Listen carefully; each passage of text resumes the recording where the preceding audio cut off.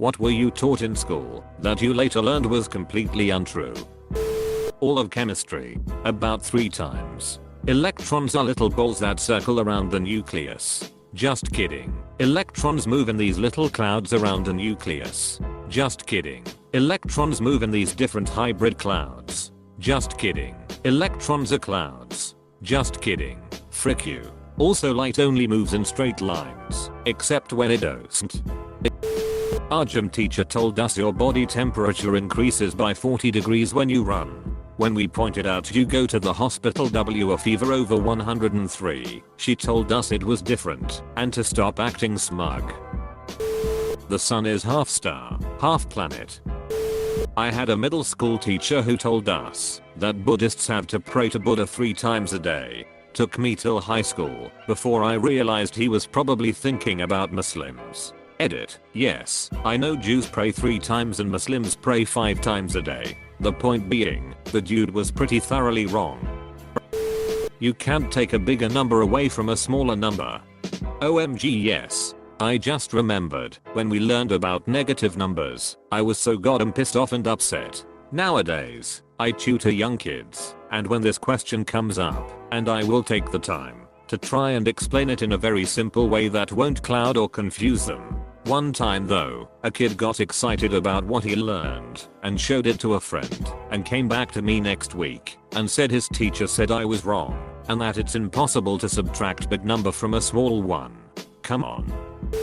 In Of Mice and Men, Curly wore a leather glove filled with Vaseline. Our teacher told us it was so he could beat his wife with a softer hand. She was too embarrassed to tell us it was for intercourse. People would offer me free drugs. In 7th grade health class we were learning about cancer. My teacher explained to the class that cancer can only be located on/in major organs. A few seconds after he said that, I raised my hand and said my grandpa had surgery to get cancer in his knee removed. A knee isn't a major organ, is it? And this teacher thought for a minute and realized he was completely wrong and just responded with saying, I'm not sure, let's move on. Cracking your knuckles will give you arthritis. I was doing it regardless of that myth. It's not like I didn't believe it, but sometimes you just have to crack your damn knuckles because your hand has a cramp or something. Very relieved to find out it was a myth. Men and women have a different number of ribs, also some stuff about the Antichrist, but I didn't believe that. That everyone believed the world was flat up until Columbus proved them wrong. Additionally, that Columbus went to his grave not knowing that he hadn't landed in the West Indies. If I recall correctly, there is a diary entry written by him acknowledging that what he had landed in was a new continent. That you have to round up all the numbers after the decimal point. Example 1. 07883666272, round the 0 to a 1, 7 to 8, 8 to 9, etc. That slaves were paid, just not very much, and they were given a choice between a penny and a dime, but chose the penny because it was bigger. As if that was somehow less racist. That the ancient Romans has places called vomitoriums, where they would go and gorge themselves on food and then vomit to make room for more. Gross, right? Kind of like that one scene in Catching Fire. Vomitoriums were actually a sort of hallway designed for spectators to exit the Coliseum and other arenas as efficiently as possible. That there wasn't any air combat during WW1 because the planes were only used for scouting. What about Red Baron? Didn't a lot of planes back then essentially try to kill each other with hand-held pistols fired from the Sikh pit? As a teacher, I have a few rules for myself to avoid becoming one of these teachers. 1. Always immediately admit you are wrong about something when you are. It's important for kids to know you are fallible, like everyone else on the planet, and that it's okay to be wrong about stuff every once in a while. 2. Use discussion paired with internet searches to try to find what the correct answer actually is. I teach 2nd grade, so we don't exactly have to go to Google Scholar, but we definitely go over the importance of checking over multiple sources and not believing everything we read on the internet. 3. Teach kids that it's okay not to know something or have a misconception about something. The pursuit of truth is infinitely more important than knowing something outright. Although it's not embedded in our curriculum, I take time every day to explicitly teach critical thinking skills. My 7th grade health teacher: black people can't swim. Their bones are much denser than ours. I've seen black kids jump into the pool, they just sink like rocks. Imagine my surprise upon moving away from Union, Indiana. Blood is blue when it is inside your body. When I was in 6th grade, the smartest kid in the class told us this. This kid was legit smart in math and was many years ahead of us. I disagreed. Everyone agreed with smart guy, even the teacher. I asked how come when doctors draw blood, it's red. He said because there is oxygen in the needle and that turns the blood red. Fair enough. Then I asked then how would anyone know it was blue? He said something about vacuums. At that point, the class lost focus. I lost. He won. He is wrong though. Vindicated.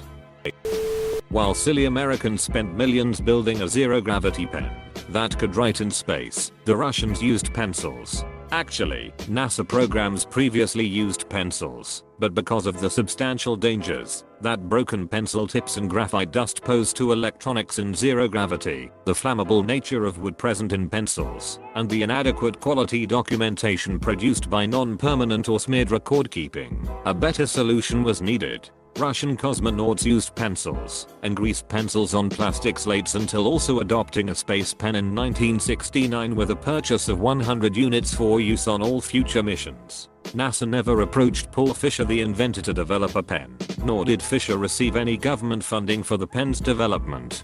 Fisher invented it independently and then, in 1965, asked NASA to try it. After extensive testing, NASA decided to use the pens in future Apollo missions. There are different sections of the tongue for salty, sweet, sour, and bitter taste buds. I remember testing this myself once. I took some piece of candy and stuck it on the sweet zone, then on some other zone, and thought it tasted exactly the same. Even as a kid I wasn't sure about the legitimacy of that claim. Because teachers convinced us you couldn't begin a sentence with because I believed it true. And then they told you not to start a sentence with a conjunction, and that hell would make special room for you should you decide a preposition would be a good word to end on. I might be a bit late to this thread, but back in 7th grade 6 ed, my female teacher and mother of 3 told us that girls cannot have an orgasm. Looking back, I honestly feel bad for the woman. How can you go through life and have 3 children of your own without ever knowing that you could have an orgasm?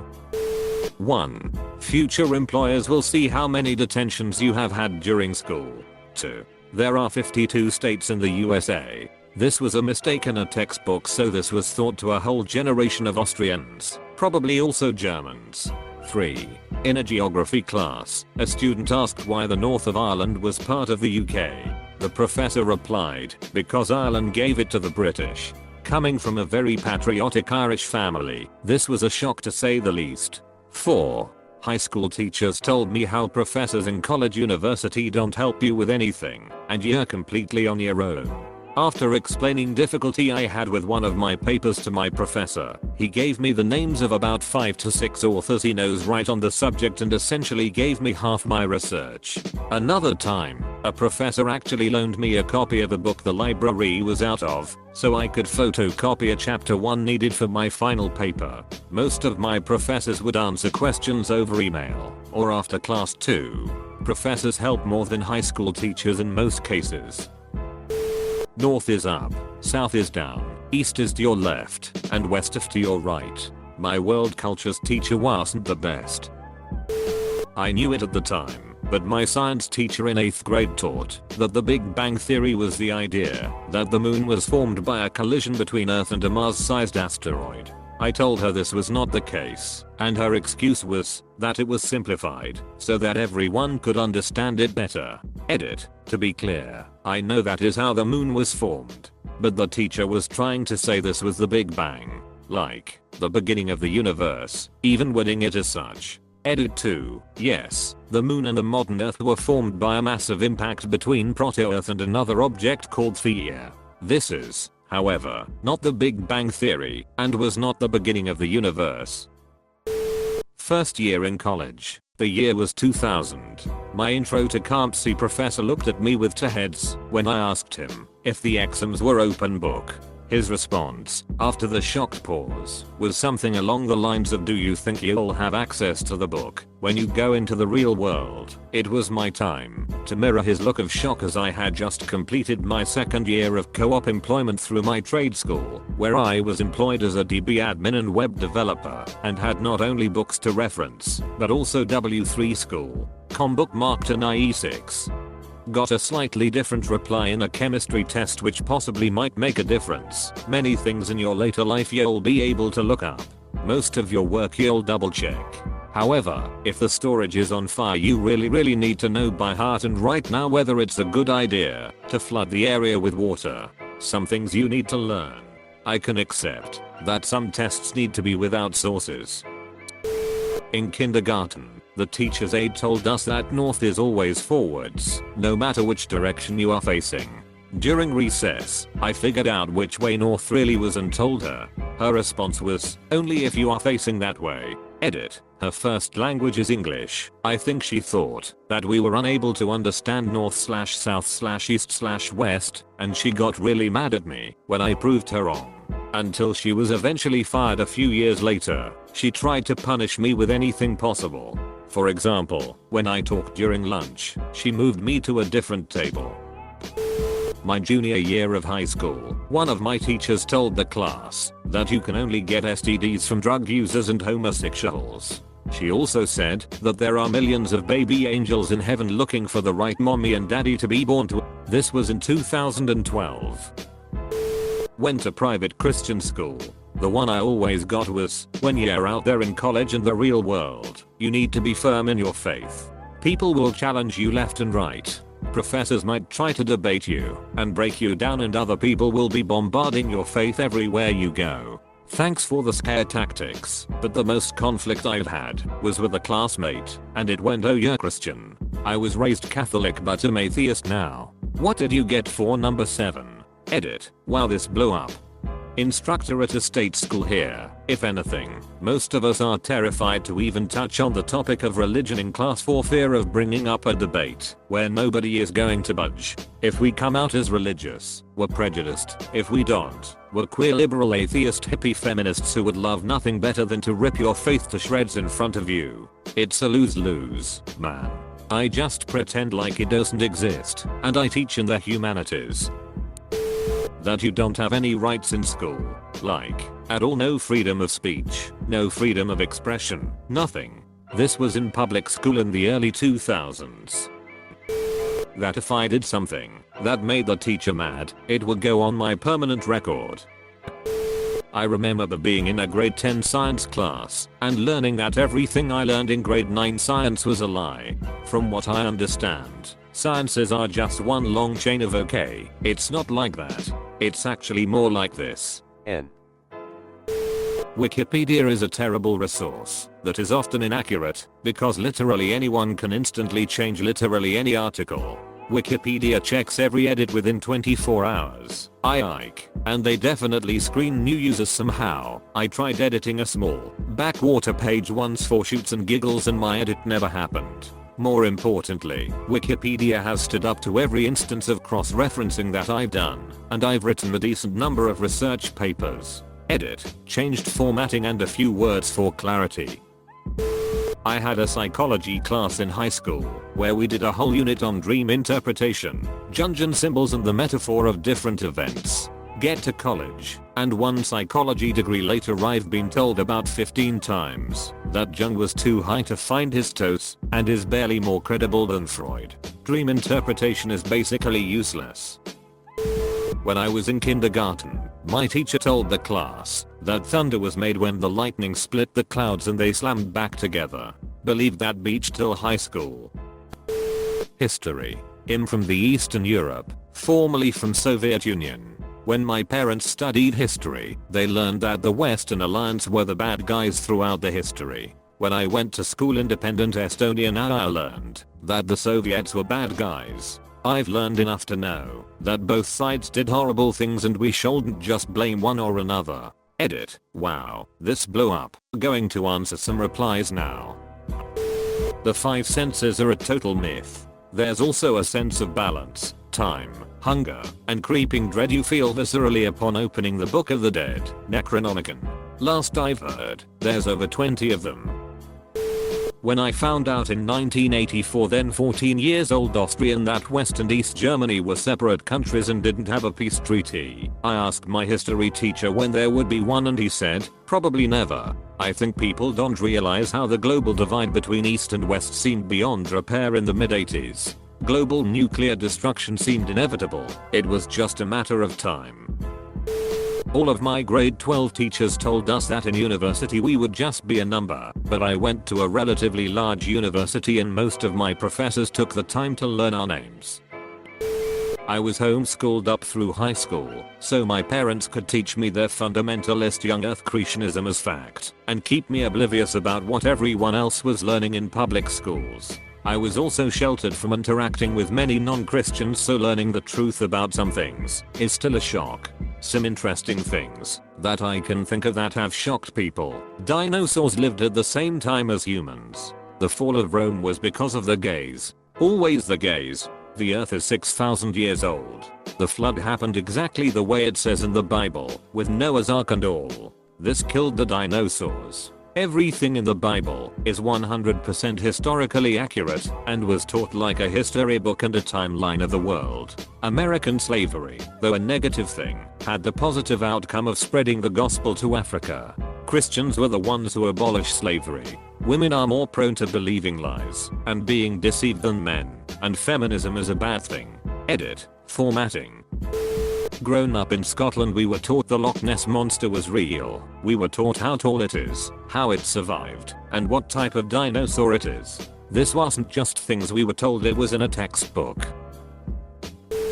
That anyone, other than colleges, would give a shoot about how well you did in high school. That learning to type on a manual typewriter would be absolutely critical to my future success in life. That writing cursive was also crucial to my success in life. That more than the most basic algebra would be something useful to me after school. That my most likely future career path involved begging on the street, because no one would hire me with my grades or attitude. FCKU, Mr. Squillant. That blood in your veins is blue because it doesn't have oxygen in it, and it turns red when you get a cut because the air oxygenates it. In reality, your skin and veins just filters the light, making the blood appear to be blue. Once brain cells die, they don't come back. Completely untrue. If that was true, we'd all have super intense, severe depression and really small brains. Depression has been linked to a decreased amount of brain cell production, which is what keeps our brains growing / not shrinking due to the cells that die. Just Google neurogenesis, it'll make more sense than my sleep deprived psych student babbles. Thanks for nothing, public education system. You are not here to socialize. We are upset you are leaving school to homeschool because you will miss out on the socialization. FYI, I had way more socialization with peers after I started homeschooling in 9th grade. I was still able to be in the school marching band, musicals, etc. I just skipped the getting beat up, having crap teachers, and feeling stressed out during the school day. That you can't know both position and momentum of a particle at the same time, because trying to observe one quantity actually modifies the other. Truth is that the Heisenberg's uncertainty principle is consequence of the fact that position and momentum are conjugate variables. They are each the Fourier transform of the other, and thus cannot both be sharply localized. You'll never have a calculator when you're out in the real world. FCKU math teacher. I have a mini laptop in my pocket now. A lot is 2 words. My English teacher told us we could spell it allet, and I thought one word right should be in the dictionary, so I try to find it, but can't show her, and she says that the dictionary was wrong. Did I mention a year or so later she had a psychotic break? Edit, show not shower XD. I got my 6th ed in Texas, and honestly every single thing they told me was a lie, but my favorite one was that the clitoris doesn't exist, and that 2 condoms is twice as safe, and that there's no way to get pregnant through anal sex, and that toys will give you STDs, even if no one else uses them. They just come from the factory that way, and the whole vaginas lose their elasticity like cheap underwear, so boys won't want you if you're loose, so save it for your hubby. It's all garbage. Growing up in Alabama, learned that evolution wasn't true. Later learned that we weren't even a state where teaching that was allowed, but had it taught by a biology and genetics teacher in high school. That cursive is how adults write, and when I get to high school or college I'm not going to be able to write in print form. I don't even remember what a capital B in cursive looks like without looking it up. That whenever a woman has an abortion they cut the baby out, and it's alive, and they leave it to die in a box. I went to a rural Catholic high school. FCK my re-teacher. In grade school I had a teacher in an advanced class swap the meanings of sparse and dense while speaking about population. She must have realized her mistake overnight, swapping them back for the correct meanings the following day without explanation. These were bright kids, eager to do well, so the switch was questioned. The teacher bristled and would not acknowledge her error, preferring to blame the confusion on the kids not paying attention. To this day I experience a knee-jerk pause when I hear either word, settling on the right definition.